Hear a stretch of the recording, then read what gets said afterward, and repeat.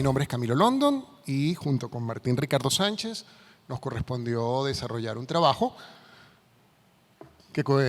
intitulado como Eliminación del ajuste por inflación, normativa administrativa de transición y tratamiento de los ajustes acumulados. Primero que nada, y en base a lo que ha expuesto Antonio y que posteriormente van a desarrollar el resto de los conferencistas o de los ponentes, en la primera parte, respecto a la justificación de considerar el ajuste por inflación como un elemento determinante de la base imponible sobre la cual hacer el cálculo del impuesto sobre la renta, indicábamos lo siguiente. No debería de ser un hecho controvertido, o sea, ni siquiera debería ser un elemento que hoy suscitase una discusión técnica con el gobierno nacional, o en este caso con el presidente legislador, con respecto a la necesidad de incorporar el ajuste por inflación en la determinación de base imponible del impuesto sobre la renta. O sea, no debería de serlo. Esta imperiosa necesidad del reconocimiento de los efectos de la inflación en la determinación del resultado económico del contribuyente mediante la aplicación de este sistema. Y esto es porque desconocer al ajuste por inflación, desconocer la significación del ajuste por inflación, ese proceso que se desarrolló en Venezuela de manera inédita en cuanto a la transformación, a la mejora de nuestra ley tributaria, específicamente la ley de impuestos sobre la renta, cuando en el año 1991 dimos ese salto tan importante desde el punto de vista técnico de un reconocimiento de la capacidad contributiva del contribuyente.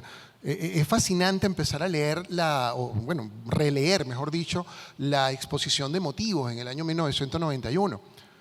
A pesar de que tuvo algunas personas que no estuvieron de acuerdo con él mismo, siempre he atribuido ese desacuerdo a una supina ignorancia sobre lo que era el tema del ajuste por inflación y lo que representaba. Se empezaba a ligar ya a una especie de maniobra o estrategia a partir de la cual algunos contribuyentes podrían obtener algún beneficio. Bueno, cazadores de brujas, bien, en un momento determinado, obviamente sustentado esto simple y llanamente en la ignorancia. No se puede partir de otro. Y no en términos peyorativos, sino estrictamente objetivos. Desconocimiento de lo que representaba el ajuste por inflación. A lo largo del tiempo, a partir de 1991, como bien lo dijo Antonio Ugarte, se sucedieron una serie de modificaciones a la ley de impuestos sobre la renta y en cada una de ellas se aprovechó, por decirlo así, o alguien metía su mano y lograba una modificación del texto, específicamente de los artículos que referían al ajuste por inflación. Hasta 1994, podríamos decir, yo me permitiría indicar que estos ajustes respondieron a un proceso técnico. Yo particularmente nunca estuve de acuerdo con la modificación en 1994 del sistema de ajuste de los inventarios. Creo que no se entendió en 1991 lo que se planteaba con una comparabilidad entre un valor ajustado y un valor nominal, que alguien en un momento decía, no se pueden comparar peras con manzanas. La verdad es que cuando tú comparas en el ámbito financiero cifras de diferente época y lo haces sin la corrección monetaria, eso sí es comparar peras con manzanas. Tú no puedes comparar los bolívares de enero del año 2017 con los bolívares de diciembre del año 2017. Vas a llegar a conclusiones completamente absurdas desde el punto de vista financiero. La corrección monetaria justamente lo que busca es eso, que la información comparable, bien, permita determinar la real capacidad contributiva o la capacidad contributiva real del contribuyente. En estas variaciones de la ley impositiva, yo puedo sostener, mi socio también en este trabajo, de que al final y al cabo se mantiene el objeto del ajuste por inflación. Se mantiene el objeto, aun cuando se desvirtúa, evidentemente con el caso del año 2014 y 2015, que creo que la calificación es perfecta, diabólica modificación del año 2014 y 2015, bien, que desbarata al sistema de ajuste por inflación, al menos para algunos contribuyentes. Pero en esencia busca al final y al cabo es determinar cuál es el efecto que tiene la inflación en el resultado económico, en el resultado fiscal del contribuyente en un periodo determinado. El procedimiento, aquí no voy a dar una clase de ajuste por inflación, el tiempo no lo permite, ¿bien?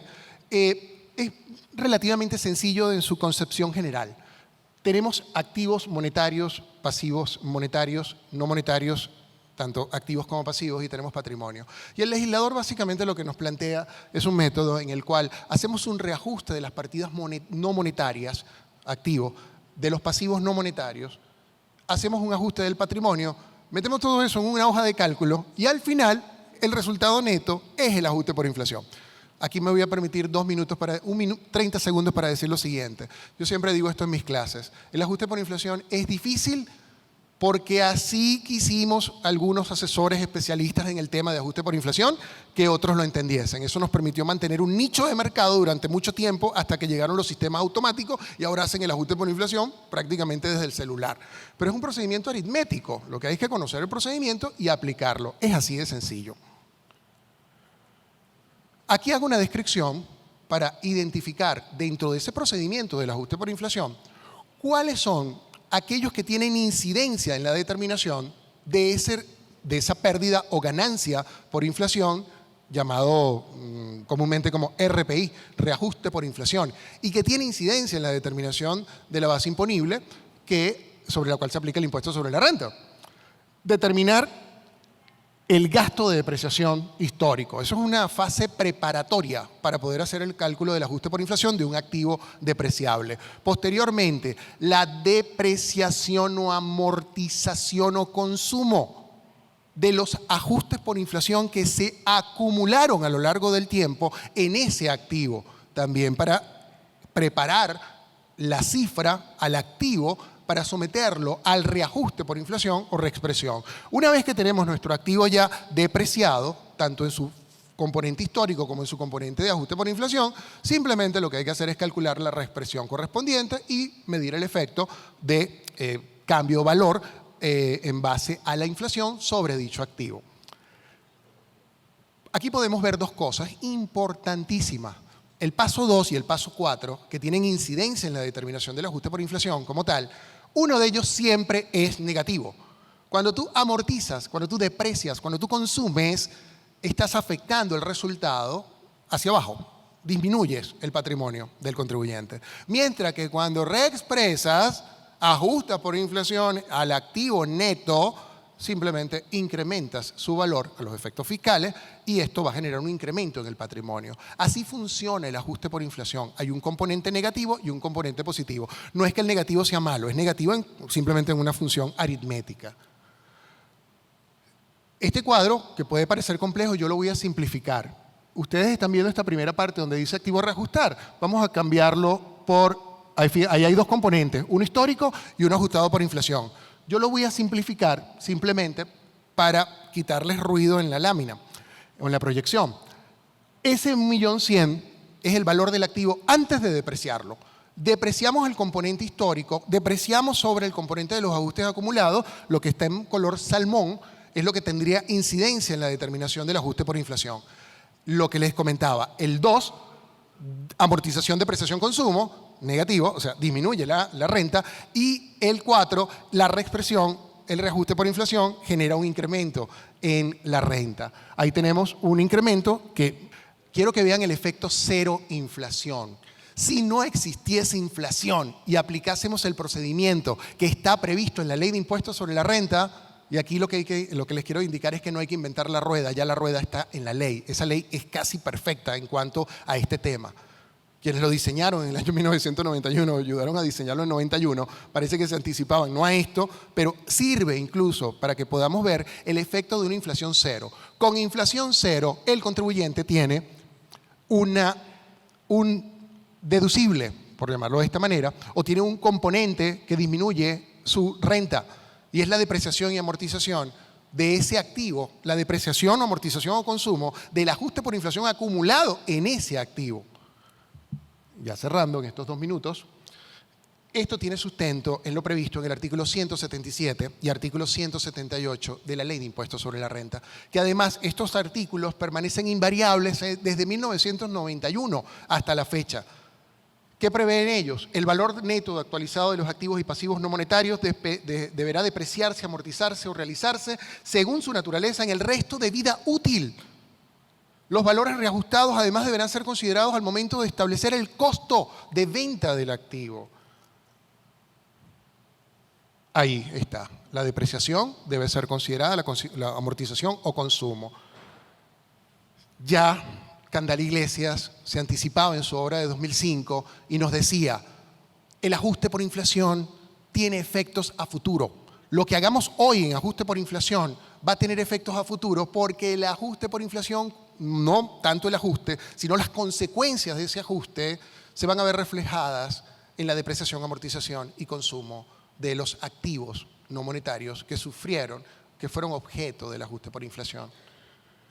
Y ya para finalizar, señalamos el componente de depreciación, amortización o consumo del API, el ajuste por inflación, según sea el caso, no es un elemento, insistimos en esto, no es un elemento propiamente dicho del ajuste por inflación, sino una consecuencia de este que se proyecta a futuro. Y sobre la normativa administrativa que aplicaría al CENIAT. Se le impone al CENIAT en la reforma del año 2015 de la Ley de Impuestos sobre la Renta. Por favor, CENIAT, ¿podrías dictar una normativa a través de la cual los contribuyentes especiales puedan contablemente evidenciar, mostrar, bien, concluir su periodo de ajuste por inflación? El CENIAT no dicta esa normativa. Previo a esto, como bien lo van a exponer a futuro, el CENIAT había dictado una providencia administrativa que regulaba a los bancos y seguros, que los excluía, les borraba el ajuste por inflación de sus balances. Esta normativa no se dictó, pero de haberse dictado, en la consideración de los proponentes de este trabajo, consideramos que simplemente debía limitarse a dar pautas de deberes formales, simplemente deberes formales a los contribuyentes, pero no puede una providencia administrativa modificar el régimen de determinación de la obligación tributaria. Eso es contra natura. ¿Bien? Así que lo que proponemos en esencia es que el CENIAT dicte la normativa solamente limitándose a orientar a los contribuyentes sobre la forma de dejar constancia de estas operaciones. La Asamblea Nacional debería de retomar, ciertamente, el ajuste por inflación fiscal. Para cerrar, el CENIAT dicta la normativa, simplemente se limita a decirles, señores, amorticen, deprecien y consuman su ajuste por inflación como estaba establecido en la Ley de Impuestos sobre la Renta. No puedo modificar esto. La Asamblea Nacional tendría, en nuestro entender, que retomar nuevamente el ajuste por inflación. Y hay una forma en la que se puede hacer esto. Ya está en la Ley de Impuestos sobre la Renta del año 1999. Las empresas que suspenden por un periodo determinado sus actividades suspenden el ajuste por inflación. Está previsto en la ley, en la reforma del 99. Y para ello lo que se prevé es que durante estos años oscuros, bien, en los cuales no se haya eliminado el ajuste por inflación, bueno, está bien, pasarán. Pero puede retomarse nuevamente el ajuste por inflación simplemente haciendo un ajuste extraordinario a la fecha de cierre inmediatamente anterior a que la Asamblea Nacional de Venezuela asuma su rol de representante de los ciudadanos y legisle en función de los ciudadanos, imponiendo de nuevo el ajuste por inflación. Gracias.